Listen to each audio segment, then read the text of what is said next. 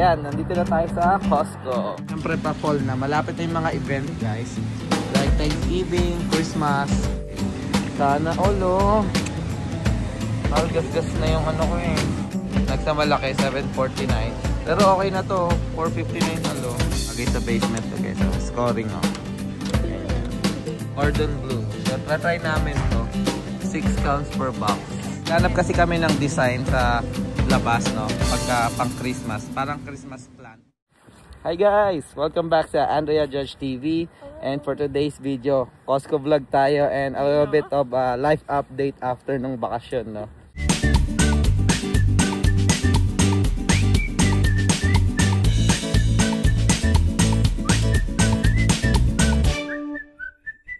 It's been a while. Tulad ng sinabi ni Andrea, it's been a while.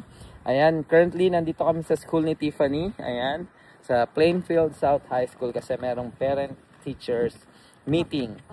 And sa lahat ng ano namin, nakausap namin teacher, lahat is good feedback, no?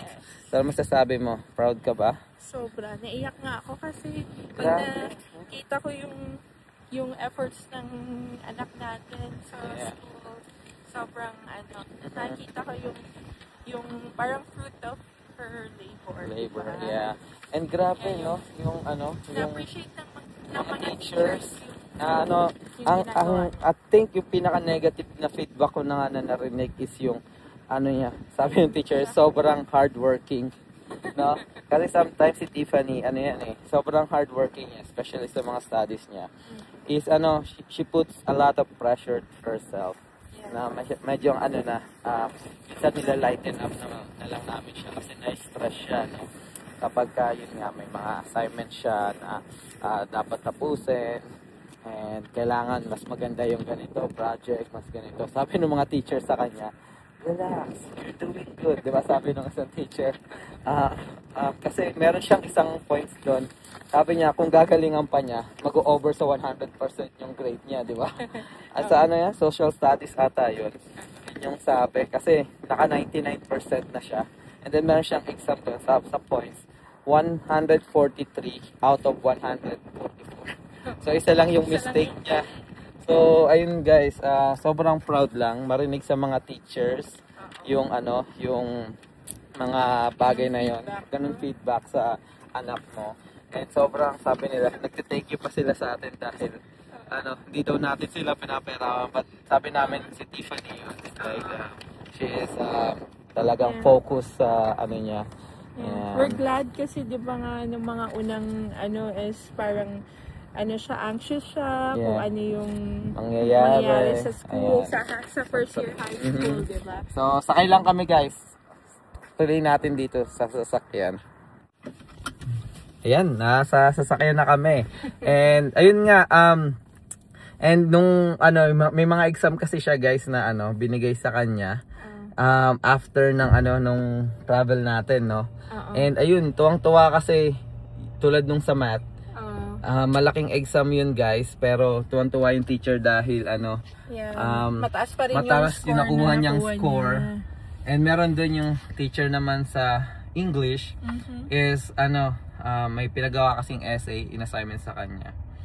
Natuwa siya nung kunento namin na 4 AM sa bakasyon sa Cancun, nagpagising si Claire para tapusin yung essay na assignment na pinabaon sa kanya ng teacher. Mangayak-ngayak yung teacher niya kasi yun nga, grabe daw yung dedication ni Tiffany kasi tinapos niya talaga. Ayun, nakaka-proud lang guys. Sobrang sulit yung pagpunta sa mga ganito, parents, teachers. Kung gusto niyo makita yung status progress ng anak nyo. Or kung yung nila nangyayari sa school. Yan. Which is we always we wanted you guys to do it also para maganda talaga na kasama nyo din yung partner nyo or yung husband or wife nyo kapag sa mga parent-teacher conference kasi mas maraming mai-share din or maibibigay kayo dun sa teacher kung paano nagwo-work hard yung anak nyo, di ba? Or paano nyo matutulungan yung anak nyo sila kasi, pagdating sa bahay. Tawa ng tawa sila kasi may sinabi ako na mahilig kami ni Tiffany sa anime, di ba? Minsan nanonood kami Haikyuu, Sabi ko, Claire, one episode. Like, no, episode. Dad, I have a homework. So, ang tendency, hindi ko rin mapapanood. So, tawa sila na tawa kasi sabi niya, sorry Dad, she needs to do the homework.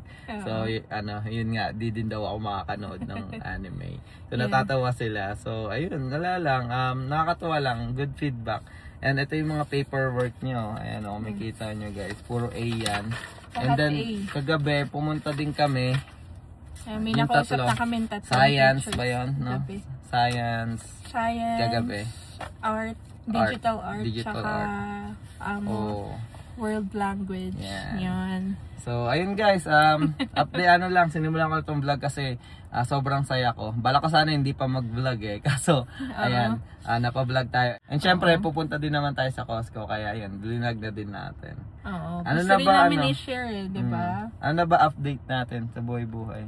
Yun, pagkagaling namin ng Cancun, ako guys, medyo masama pakiramdam ko for the past few days after ng Cancun.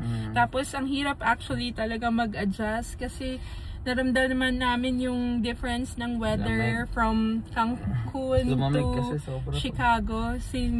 Sobrang yung drop ng temperature, sobrang iba. Tapos ang hangin pa dito sa Illinois, no?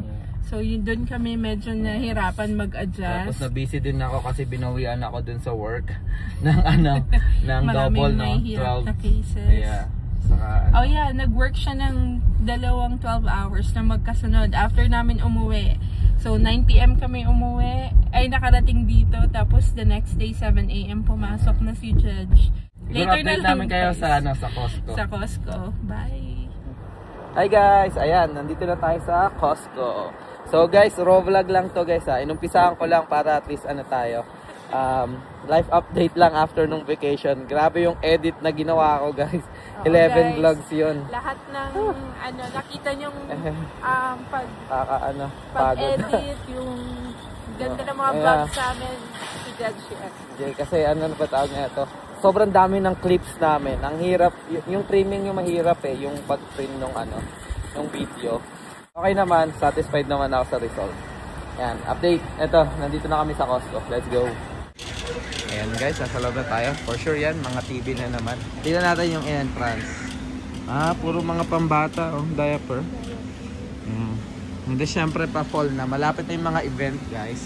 Like Thanksgiving, Christmas.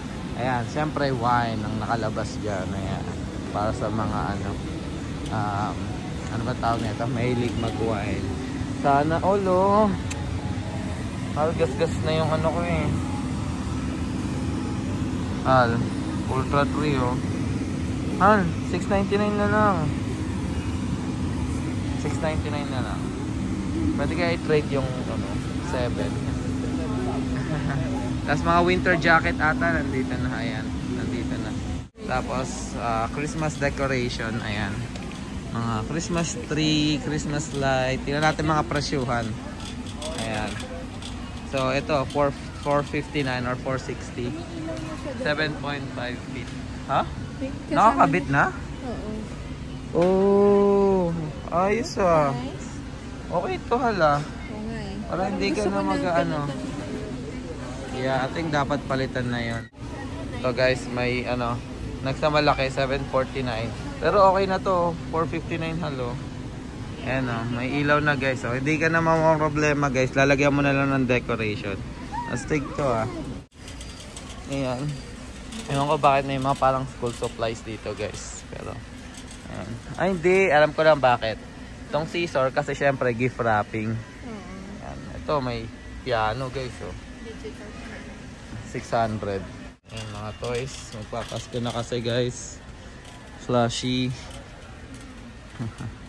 Mga stuffed toy.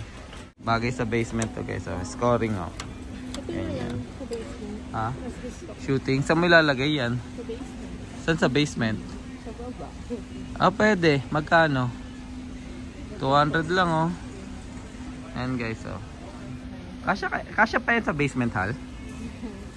Siguro no. Ito halo, ayaw mo na ito? Sauna. Ayos sauna bath. Saan? Ano yan? Pool? Jacuzzi pool, 2,000 eh. Pagka okay na. 279. Yung sauna yung ano. Hindi, pagka naayos na yung ano natin, likod natin. No? Pwede natin inflate yan. Yan na lang instead of Hindi. Mahal eh oh. swimming pool. 549 no. Ayan guys oh. Nakaseal ito, ano. Wala na kasi kaming air fryer guys. Naalala nyo, dinonate namin sa ano, sa recycling. Ayan. So, balak namin bumili ng another air fryer. But ito may salamin. Maganda ba pag may salamin? Ha? Dual. Eh bakit yung isa? Pwede kasi siyang, ano, hindi ko nga alam eh, titignan Eh ko. bibili mo na yung Double dual. decker. So, pwede kang mag-bake, air fry, roast, broil, reheat, mag-cook. Ayan, Nakaseal siya guys. $20 ng $20 off. Ayan. Tida. Kunin mo na. Kailangan naman natin yun eh. Kasi yung mga bata Yung guys, ano, nag-air guys, fryer. Yung paborito namin na crispy pork, lalo na si Claire, hindi ko siya niluluto sa oil. Niluluto ko siya sa air fryer. Siguro napagod na yung air fryer namin. Matibay ba yan? Okay ba yun? I think so. Ayan, first budol of the day. Hindi, pero kailangan naman namin to guys. Kasi talagang mayroon kaming ano, air fryer. Nasira lang after 3 years, no? Ay, dito na kami guys sa ano, meat section. Pero, ang meat namin kasi is ano ano bang tawag nito? Marami pa dahil nga nagbakasyon kami, no? Hindi masyado nakapagluto si Andrea. And then lately hindi din siya nakapagluto dahil ano nga, pagod and nagkasakit siya. Ayan. So, chicken meron pa tayo. Giniling meron pa. Pork meron pa. Yeah. So, siguro isda naman. Maxi-guys. Ayoko kasi bumili na. Tapos, ano, Marami tambakan. tatambakan yung nabili. So gusto ko maubos muna bago kami bumili na ba. Yeah. Siguro ang bibili namin guys mga ano, frozen goods. Yan, saka snacks. Mga pambaon-baon. Favorite nilang mag-ina, Tiffany and Andrea, ang Costco fries. Dati naka-sale yan, di ba? $5. Ay, naka-sale pa rin. $6.79. Parang ganyan yung presyo niya. Mura na, no? Mura. Yeah, so, 2 bag na yan. Yan. Ito masarap yung air fryer, guys. Yan. Guys, nagmahal. 18 last time eh. Oo nga, Nag-start no? to sa 17.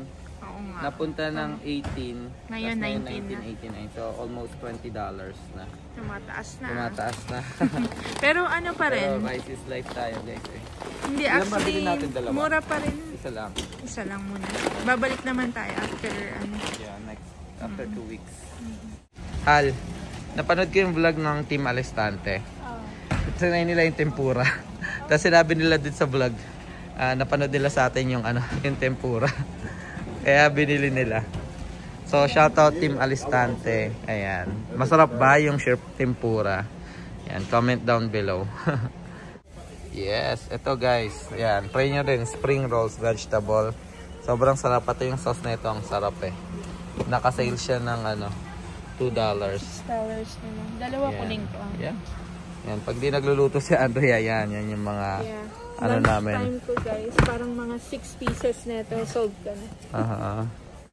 Ayan guys, oh, cordon bleu. So try namin to. 6 counts per box, 17. What do you think? Gumagawa ko dati nito eh. Yan, tas ano, gawa mo na lang ng ano, sauce. Or baka may sauce na to. I think so. Yeah. Meron yun. Tingnan natin. Tingnan natin. 17 siya guys, pero 6 pieces. Di ko lang alam kung gaano kalaki to, pero subukan natin.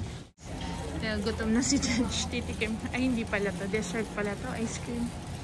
This is a fudge. Right? Una, maybe you can try it. You know? Try it. Uy, Dad. Kuha tayo. It's only $10.89. 18 counts na, no? Tignan muna natin kung masarap. Sige. Patikin. Parang hindi siya ice cream eh. Parang fudge siya. Fudge, ice cream fudge niya. You know? Guys, papunta na kami sa water Tubig section. station. Ayan, ang daming tubig. Oh. Daming tubig. Mga, ano ngayon, nag-i-stock na ang Costco kasi holiday season. Yes. So, marami talagang busy Pero ang ito stores. spring water to. Bakit kaya sila gusto spring water, no? Nga, hindi ko, ako personally, hindi ko gusto yung Ang laki spring nung water. Ay, inayos nila. Nice. Mas maganda na yung itsura nung ano. Kasi hindi masyadong crowded, no? Dahil Okay, mas wala siya. mas malaki tignan, mas maayos. Wow. Dalawa na, malakas tayo sa Ito may tubig. 80, oh. Maliliit lang yan. Naman din.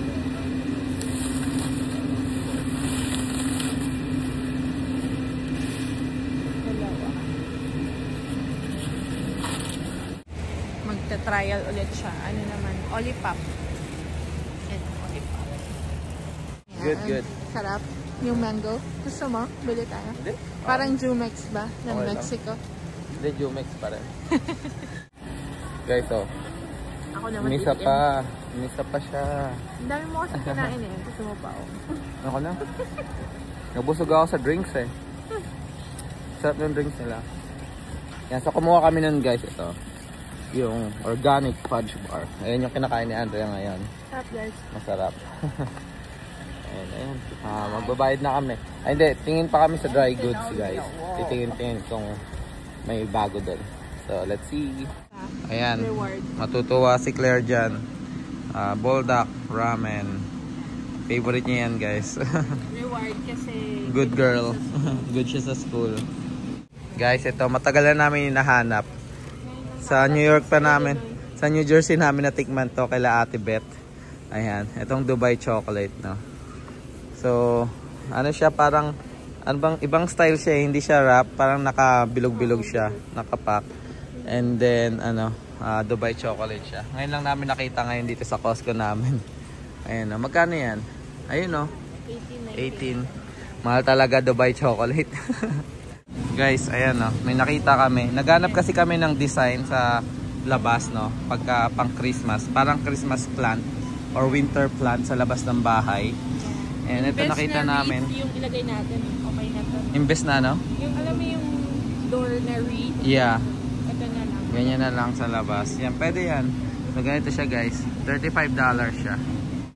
Ayan guys, bayad time. Let's go. Tingnan natin kung magkano magiging damage natin for today's grocery. Kasama ng 2 budol. Ito, saka yung plants. Yan guys, no? So, magkano damage? 260. Oh, 200. Normal naman na. Yeah, normal. Pero ano ba tawag nito? Wala na kasi tayong meat na Binili. Pero ang kapalit naman is nagkaroon kami ng air fryer. May magandang air fryer na si Andrea ulit. And syempre itong $35 na ano. So kung technically, kung ipag-add mo yung dalawa, 35 plus 80. Nasa mga 115, no? $115. So usually mga 150 lang. 140 lang sana tong grocery namin. Pero dahil sa Costco, uso ang budol, ayan. O hindi. Hindi, joke lang. Gamit naman eh, saka gusto naman namin yung binili namin.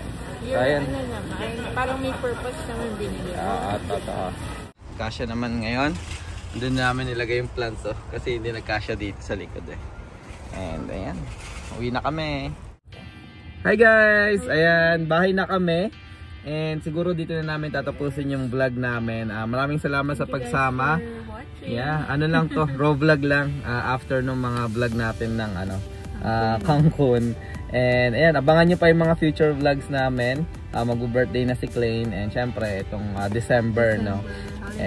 Holiday season. So, ayan, abang-abang kayo sa mga vlogs, mga nursing updates namin ni Andrea.